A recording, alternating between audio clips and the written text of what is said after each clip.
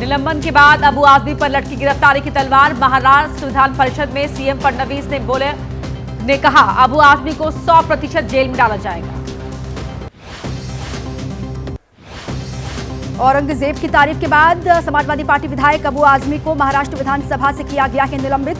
मौजूदा बजट सत्र तक रहेगा उनका निलंबन। उद्धव ठाकरे ने की अबू आजमी को स्थायी रूप से निलंबित करने की मांग। बोले किसी को भी राष्ट्रीय नायकों के खिलाफ बोलने की हिम्मत नहीं करनी चाहिए। अबू आजमी ने खुद की जान को बताया खतरा। कहा मुझे धमकी भरे कॉल्स आ रहे हैं और अगर मुझे कुछ हुआ तो सरकार होगी इसकी जिम्मेदार। अबू आजमी ने कहा मैंने वही बोला जो इतिहास में है। विधानसभा अध्यक्ष से मिलकर पूछूंगा मुझे किस आधार पर किया गया निलंबित। महाराष्ट्र के डिप्टी सीएम एकनाथ शिंदे ने कहा जो भी छत्रपति शिवाजी और संभाजी महाराज का अपमान करेगा उसे छोड़ा नहीं जाएगा। औरंगजेब की तारीफ करने पर अबू आजमी पर भड़के सीएम योगी। विधान परिषद में कहा उसे एक बार यूपी भेजिए, बाकी इलाज हम करवा देंगे। अपने विधायक अबू आजमी के समर्थन में उतरे अखिलेश यादव। एक्स पर लिखा कुछ लोग अगर सोचते हैं कि निलंबन से सच की जबान पर कोई लगाम लगा सकता है तो फिर ये उनकी नकारात्मक सोच का बचपना है। अखिलेश यादव के ट्वीट पर बोले उद्धव ठाकरे अखिलेश को नहीं पता है सच्चाई। अगर वो चाहे तो अबू आजमी को यूपी से लड़ाए चुनाव। महाराष्ट्र से औरंगजेब की कब्र हटाने को लेकर मंत्री संजय शिरसाट का सीएम देवेंद्र फडणवीस को प्रस्ताव। कहा अबू अखिलेश ओवैसी ले जाएं कब्र, हमें नहीं कोई आपत्ति। औरंगजेब विवाद के बीच सीएम फडणवीस ने देखी छावा। फिल्म की तारीफ की। कहा इतिहासकारों ने संभाजी महाराज के साथ किया न्याय। अबू आजमी के बाद समाजवादी पार्टी विधायक पल्लवी पटेल ने भी औरंगजेब की तारीफ की। कहा औरंगजेब में भी थे गुण। बिहार एआईएमआईएम प्रमुख अख्तरुल ईमान ने भी औरंगजेब की तारीफ में पढ़े कसीदे। औरंगजेब को बताया अच्छा शासक। बोले उन्होंने देश को आगे बढ़ाया। औरंगजेब की तारीफ को बीजेपी सांसद जगदम्बिका पाल ने बताया अक्षम्य। समाजवादी पार्टी और राहुल गांधी से अपना स्टैंड साफ करने के लिए कहा। औरंगजेब को लेकर बिहार में बीजेपी और जेडीयू आमने सामने। बीजेपी कोटे के मंत्री नीरज बबलू ने जेडीयू एमएलसी खालिद अनवर के बयान को बताया चिंताजनक। खालिद ने की थी औरंगजेब की तारीफ। आदित्य ठाकरे ने अबू आजमी को बताया बीजेपी की बी टीम। बोले बीजेपी ने धनंजय मुंडे की करतूत को छिपाने के लिए अबू आजमी को एक्टिव कर दिया है। एआईएमआईएम प्रवक्ता वारिस पठान ने कहा कोई भी भारतीय अबू आजमी के बयान का नहीं करता समर्थन। अब माफी मांगने से कुछ नहीं होगा, हो चुका नुकसान। प्रधानमंत्री नरेंद्र मोदी का आज उत्तराखंड के उत्तरकाशी का दौरा। सुबह करीब 9:30 बजे मां गंगा के शीतकालीन प्रवास मुखबा पहुंचेंगे पीएम मोदी। पूजा अर्चना कर लेंगे मां गंगा का आशीर्वाद। प्रधानमंत्री मोदी सुबह करीब 10:30 बजे पैदल यात्रा और बाइक रैली को दिखाएंगे हरी झंडी। हर्षिल में जनसभा को संबोधित करेंगे प्रधानमंत्री मोदी। बीजेपी अध्यक्ष और केंद्रीय मंत्री जेपी नड्डा का आज हिमाचल दौरा। अपने गृह जिले बिलासपुर में कई कार्यक्रमों में शामिल होंगे जेपी नड्डा। केंद्रीय गृह मंत्री अमित शाह आज 16वें जनजातीय युवा आदान प्रदान कार्यक्रम को करेंगे संबोधित। दोपहर 2:30 बजे से दिल्ली के बीएसएफ मेस में होगा कार्यक्रम।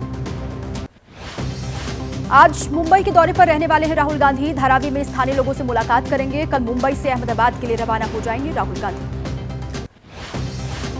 मुंबई में आज शाम 7 बजे महाविकास अघाड़ी के विधायकों की अहम बैठक। सभी विधायकों को शामिल होने का दिया गया आदेश। बैठक में शरद पवार, उद्धव ठाकरे समेत दूसरे नेता होंगे शामिल। हरियाणा चुनाव के नतीजों के करीब 5 महीने बाद कांग्रेस आज कर सकती है विधायक दल के नेता का ऐलान। सबसे आगे चल रहा है भूपेंद्र सिंह हुड्डा का नाम। आज शाम बुलाई गई है बैठक। झारखंड में बीजेपी आज अपने विधायक दल के नेता का करेगी चुनाव। शाम को रांची में विधायक दल की होगी बैठक। भूपेंद्र यादव और के लक्ष्मण को केंद्रीय पर्यवेक्षक किया गया है नियुक्त। लोकसभा सीटों के परिसीमन पर चंद्रबाबू नायडू ने कहा परिसीमन की अभी तक नहीं की गई है घोषणा। मुझे उम्मीद है भारत सरकार सही समय पर सभी के साथ करेगी चर्चा। भाषा विवाद पर बाबा बागेश्वर का बड़ा बयान। हिंदी को बताया देश की मूल भाषा। कहा भाषाएं अलग अलग हो सकती हैं लेकिन किसी भी भाषा के साथ नहीं होना चाहिए भेदभाव। भाषा विवाद को लेकर कमल हासन ने बीजेपी पर हमला बोला। इंडिया को हिंदिया बनाने का आरोप लगाया। परिसीमन पर कहा सांसदों की संख्या में बदलाव की आवश्यकता नहीं। हिंदी विवाद पर बोले आंध्र प्रदेश के सीएम चंद्रबाबू नायडू। तेलुगु भाषा जरूरी, देश में सामंजस्य बनाने में काम आती है हिंदी, इसलिए बेहतर है कि पढ़ी जाए। बिहार विधानमंडल के बजट सत्र के 5वें दिन भी हंगामा होने के आसार। आरक्षण समेत दूसरे मुद्दों पर हंगामा कर सकता है विपक्ष। धरना भी देंगे विपक्षी विधायक।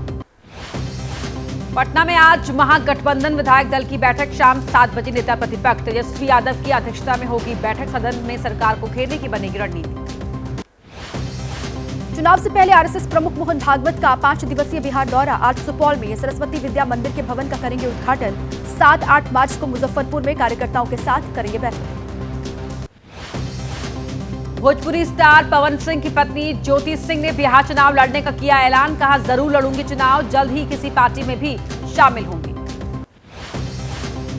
बिहार के मुख्यमंत्री नीतीश कुमार को तेजस्वी यादव का जवाब। कहा, मैंने उन्हें 2 बार बनाया है मुख्यमंत्री। मंगलवार को नीतीश ने कहा था, लालू को मैंने बनाया था सीएम। केंद्रीय मंत्री और जेडीयू नेता राजीव रंजन उर्फ ललन सिंह का तेजस्वी पर पलटवार। बोले, उन्हें गंभीरता से लेने की आवश्यकता नहीं, नीतीश ने ही लालू को बनाया था मुख्यमंत्री।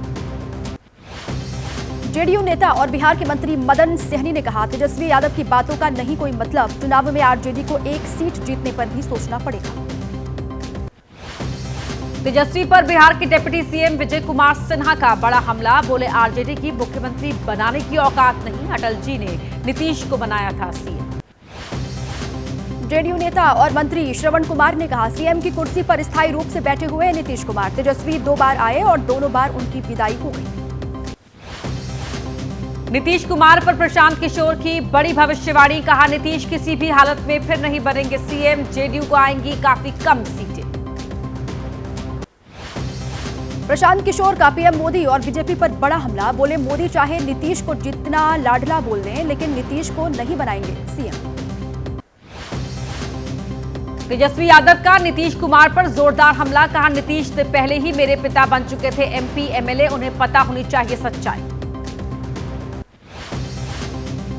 जेडीयू का लालू परिवार पर बड़ा हमला। एक्स पर लिखा, बिहार को नहीं चाहिए भ्रष्टाचारियों का परिवार, बिहार को चाहिए अनुभवी नेतृत्व नीतीश कुमार।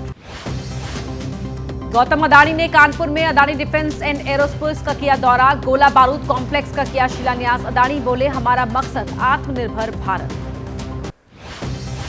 बिहार के वैशाली में धीरेन्द्र शास्त्री का कार्यक्रम रद्द हुआ। सुरक्षा कारणों की वजह से प्रशासन ने नहीं दी कार्यक्रम की परमिशन। शिव मंदिर में प्राण प्रतिष्ठा कार्यक्रम में आने वाले थे बागेश्वर धाम के पीठाधीश्वर। धीरेन्द्र शास्त्री के कार्यक्रम में 5 से 7 लाख लोगों के आने का था अनुमान। प्रशासन बोला, इतनी भीड़ के लिए आने जाने का सुरक्षित रास्ता नहीं, कार्यक्रम स्थल में भी जरूरी संसाधन नहीं। वैशाली में कार्यक्रम रद्द होने पर धीरेन्द्र शास्त्री ने जारी किया वीडियो संदेश। संचालकों से कहा, वो जल्दी ही आएंगे। जुरावनपुर फिलहाल सादगी से संपन्न हो कार्यक्रम। धीरेन्द्र शास्त्री को कार्यक्रम की इजाजत न मिलने पर बीजेपी और जेडीयू नेताओं की प्रतिक्रिया। कहा, कार्यक्रम की परमिशन देना जिला प्रशासन का काम, सुरक्षा की दृष्टि से प्रशासन ने लिया फैसला। पुलिस की सख्ती के आगे झुके किसान। चंडीगढ़ कूच का कार्यक्रम रद्द किया। बाद में पुलिस ने भारतीय किसान यूनियन एकता उग्राहा के अध्यक्ष जोगिंदर सिंह को रिहा किया। यूपी के मऊ से विधायक अब्बास अंसारी की याचिका पर सुप्रीम कोर्ट में आज सुनवाई। जांच अधिकारी को 10 दिन में जांच खत्म कर स्टेटस रिपोर्ट दाखिल करने का आदेश। बीजेपी से निष्कासित कुलदीप सेंगर की अपील पर दिल्ली हाईकोर्ट में सुनवाई। पीड़ित लड़की के पिता की मौत मामले में मिली 10 साल की सजा के खिलाफ अपील। दिल्ली के बाटला हाउस में धोबी घाट पर बुलडोजर कार्रवाई का मामले से जुड़े याचिका पर दिल्ली हाईकोर्ट में आज सुनवाई। धोबी घाट झुग्गी अधिकार मंच ने दाखिल की याचिका। आईआरसीटीसी से जुड़े भ्रष्टाचार मामले में राउज एवेन्यू कोर्ट में आज सुनवाई होगी। आरोपियों के खिलाफ आरोप तय करने के मामले में सुनवाई हो रही है। चार्जशीट में लालू प्रसाद, तेजस्वी यादव समेत कई आरोप। कन्नड़ एक्ट्रेस रान्या राव बेंगलुरु एयरपोर्ट पर गिरफ्तार। टीआरआई 14 किलो 800 ग्राम अवैध सोने के साथ अरेस्ट किया। सोना छिपाने के लिए मॉडिफाइड जैकेट और रिस्ट बेल्ट का किया इस्तेमाल। रान्या राव दुबई से फ्लाइट के जरिए लौटी थी भारत। सुरक्षा एजेंसियां पहले से ही उनकी एक्टिविटी पर रख रही थी नजर। पिछले 15 दिनों में 4 बार गई थी दुबई। रोहतक में हिमानी नरवाल की हत्या का मामला। आरोपी को हिमानी के घर लेकर पहुंची पुलिस। रिक्रिएट करवाया गया क्राइम सीन। आरोपी को देखकर बेहोश हुई हिमानी की मां। जम्मू कश्मीर के अनंतनाग में हादसा। गजीनाग कादीपोरा इलाके में इमारत में लगी आग। फायर ब्रिगेड ने मौके पर पहुंचकर आग पर काबू पाया। मध्य प्रदेश के इंदौर में फर्नीचर गोदाम में आग लगी। लाखों रुपए के नुकसान की आशंका है। फायर ब्रिगेड ने 3 घंटे की मशक्कत के बाद आग को बुझा लिया। यूपी के कानपुर में लकड़ी के गोदाम में लगी भीषण आग, मौके पर पहुंची फायर ब्रिगेड की 10 गाड़ियां। कलेक्टरगंज स्थित लकड़ी मार्केट में हुआ हादसा। गाजियाबाद में खाली प्लॉट में कूड़े में आग लगी, मौके पर पहुंची फायर ब्रिगेड की 2 गाड़ियां, आग पर काबू पा लिया गया। नोएडा में कबाड़ के गोदाम में लगी आग, कई झुग्गियां भी आग की चपेट में आई। आग की ऊंची लपटें देखकर आसपास मौजूद लोगों में मचा हड़कंप। यूपी के बहराइच में ट्रक में आग लगी, टायर से लगी आग ने पूरे ट्रक को अपनी जद में लिया, ड्राइवर और क्लीनर ने कूदकर जान बचाई। गाजियाबाद में नाले में गिरकर 7 साल के बच्चे की मौत, खेलते समय नाले में गिर गया था बच्चा। काफी खोजबीन के बाद प्रशासन ने नाले से शव बाहर निकाला। लखनऊ के रहमान खेड़ा जंगल में पकड़ा गया बाघ, वन विभाग ने 3 महीने की मशक्कत के बाद बाघ का रेस्क्यू किया। ऑपरेशन में लगे थे वन विभाग के 100 से ज्यादा कर्मचारी। जम्मू कश्मीर के कुपवाड़ा में भारी बर्फबारी से बढ़ी परेशानी, तंगधार कुपवाड़ा रोड पर बर्फ हटाने का काम जारी, लोगों को आने जाने में हो रही है दिक्कतें।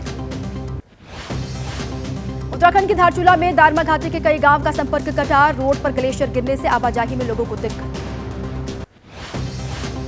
चैंपियंस ट्रॉफी के दूसरे सेमीफाइनल में न्यूजीलैंड ने साउथ अफ्रीका को 50 रन से हराया। चैंपियंस ट्रॉफी के फाइनल में भारत की टक्कर न्यूजीलैंड से होगी, 9 मार्च को दुबई में खेला जाएगा मुकाबला।